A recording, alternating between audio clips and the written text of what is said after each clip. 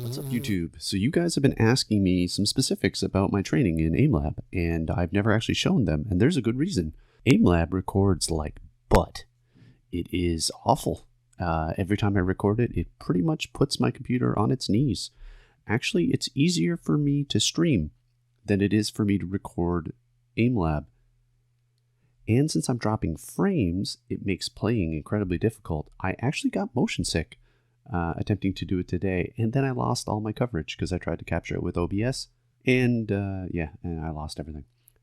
This is actually a recording I did back in August using Windows Gaming.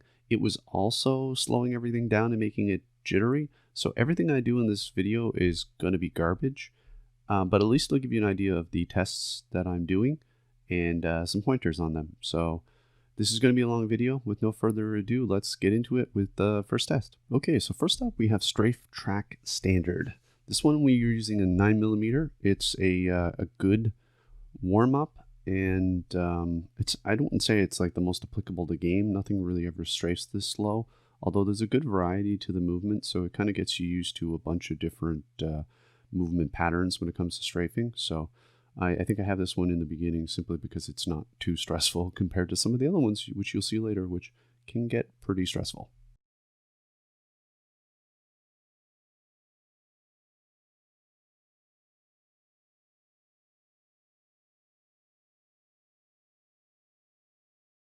For test 2, we have Strafe Shot Standard. This one I use an automatic gun. It's a little bit faster pace. I use the SMG specifically because you don't want to be using the 9mm too much because I don't know, I feel like you're going to get carpal tunnel if you do too many tests using the 9mm. This one's good because it has tracking, but also has aspects of flicking as well, because the horizontal axis in which the spheres appear shifts, from left to right to center. So you actually get an opportunity to practice your flicking and your strafing at the same time. So it's a slight step up from the previous one, since you actually got to put a couple of shots into the target. I specifically use an SMG because I do most of my tracking in game with automatic weapons. I don't do a lot of single fire snipers if I can avoid it. So that's why I chose that one.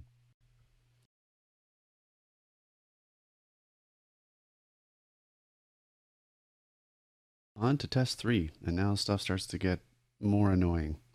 In this one, you're going to have the spheres rotating around you instead of conveniently just shuffling side to side. So there's going to be a lot more game application to this one, in the fact that it kind of simulates those situations where an enemy tries to swing around you, but it also sucks if you have a low DPI setting. You'll find yourself having to recenter your mouse, and it can be pretty frustrating also if you have a low field of view. This is actually one of those things that kind of motivated me to turn up my FOV. So yeah, enjoy. This one is kind of a pain in the butt at times.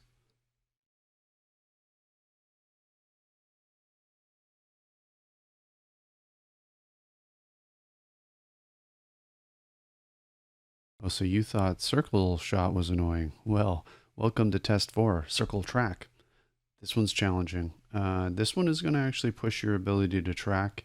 And again, this one sucks for low DPI.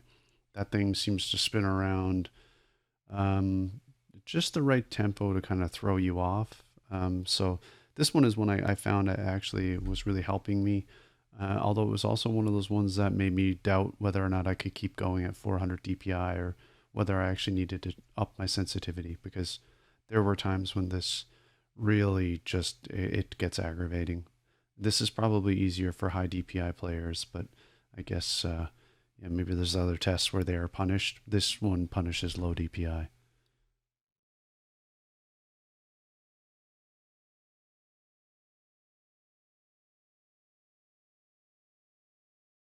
Congratulations, you survived the 2 circle ones. Now we're on to switch track, which is kind of a break compared to some of the other ones.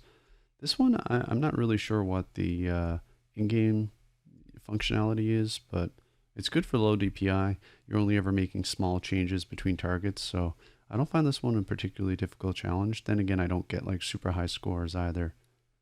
I guess I really don't know what exactly this is supposed to be improving, but it is like a decent combination of flicking and tracking, so I figured it's a good one to have in the mix.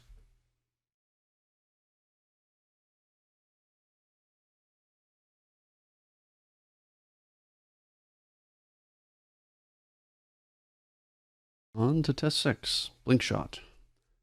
This one, I use the SMG just so you're not clicking around too crazy. I find this one has a really good in-game use because a lot of the movements the dummies do in this one is somewhat similar to a player jumping and sliding in, which is a pretty common thing in Apex. So I find this one's just a really good all-around one, and definitely something you're going to want to have in your warm-up before you start your session in Apex.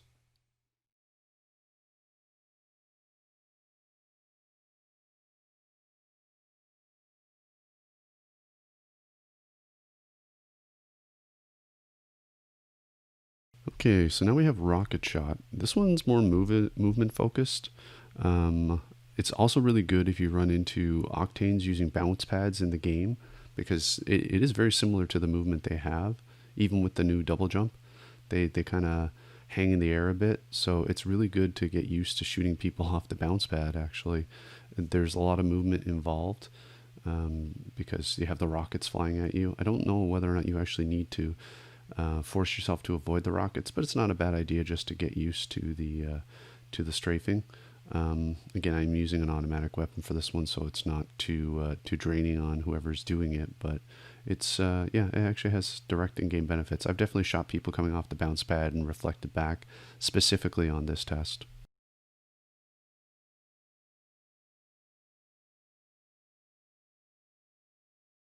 Okay, now we have Strafebot. This one I use the MP5, but you could probably go with a 9mm. And I would say this one's a pretty realistic test compared to some of the other ones because you have an actual human-sized target and they actually shoot back at you. I would say it's a good simulation of a mediocre opponent, maybe not like a really good player, because they're not throwing in ducks. They're not really trying to throw you off. They're really just like left, right, left, right. Although they do longer and shorter strafes, so it's still really good practice. And this is pretty similar to how like an average player is going to move. A really good player, yeah, they're going to be unpredictable and you'll have no idea how to track them, but or at least very little. But in this case, I think, yeah, this is really good practice for just going up against an average opponent, for example.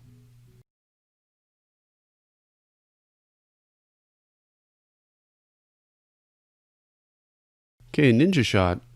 This one has some movement as well. It's good for, if you ever see in my videos, I tend to kill people who are jumping a lot.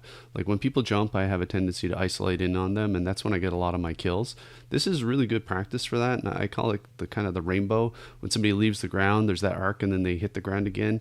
You start like mechanically just based on reflexes, you can start tracking that motion. And this one actually gives you like a lot of 3D space to move around with as well if you want to kind of, pretend like you're, going up against an actual opponent and changing position. I generally just try to get to a corner and focus on my tracking. So that's why you just see me back into the corner and shooting away.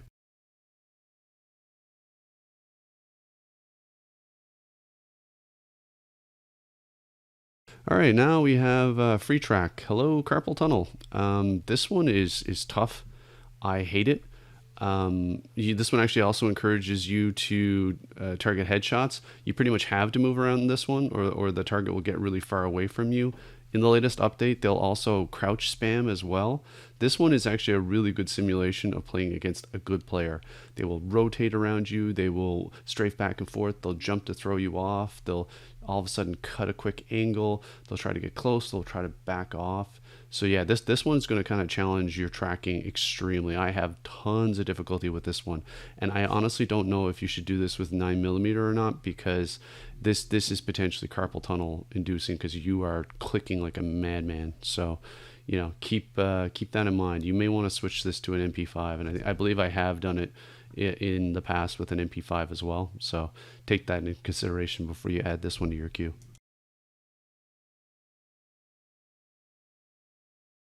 Motion track. This kind of interesting. This one combines tracking and flicking. I just used a 9mm for this one, which I think is a fine gun. This one, like I said, there's tracking and flicking. So you hit the center point, you flick out to the target, track the target, flick back to the center. So this one like kind of combines a little bit of everything. I don't know how much in-game application it would be. It's very rarely that you need to hit a stationary target, then a target in motion, and then back to a stationary target. This is pure mechanics. There's not a lot of direct in-game application.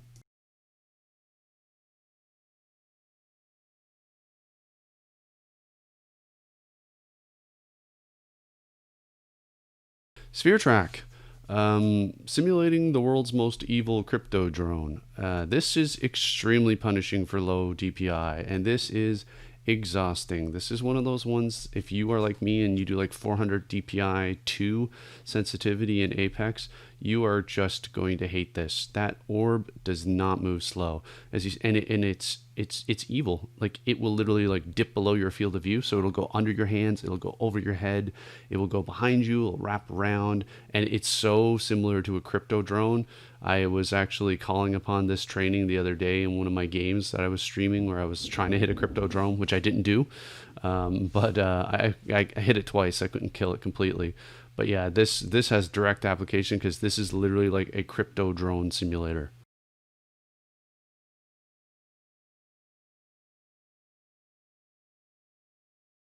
Spider shot. We finally get to some flicking. So this is it's all about keeping up momentum. You start hitting these, you'll be able to get in a pattern. You'll do really well. If you start missing, you'll keep missing. I talked a little bit about this in my last week's assessment of my overall progress. Yeah, if you lose the momentum in this, it's going to cost you. And this is not a tracking drill. This is pure flicking.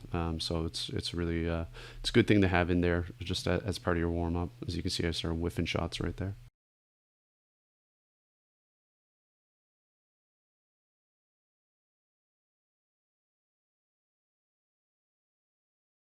Second last one. This is another momentum based one. This is really good for low DPI. I feel like I have the right DPI settings for this. I don't know how you would relate this to direct gameplay. I don't think it really has an application outside of, again, just building up your twitch fibers and kind of getting you used to making micro flicks, basically. So this one is definitely a flicking, not a tracking. And like I said, the actual in-game application, hard to say, but it's a good change of pace compared to some of the other tasks that you'll be doing.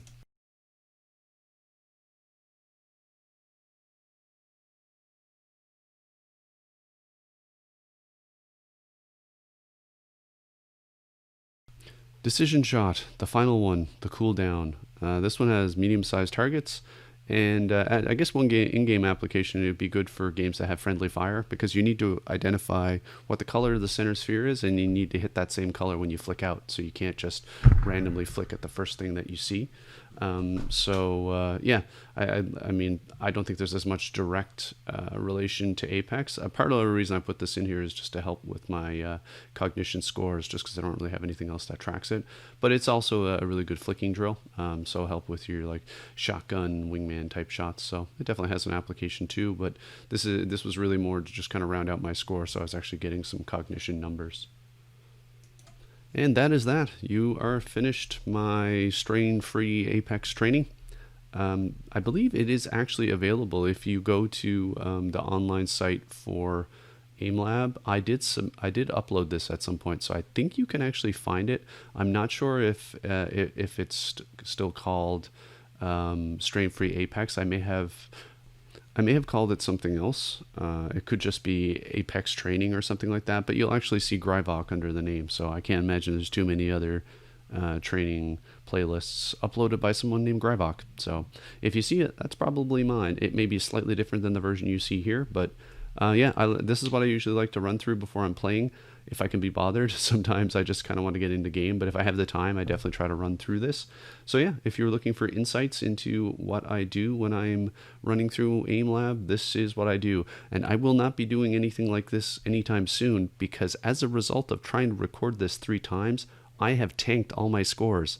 Everything was going down like 15-20% because my frame rates were dropping so much. So my report next week is going to be really garbage, because I screwed myself by trying to play this with OBS running. So I hope you enjoyed it.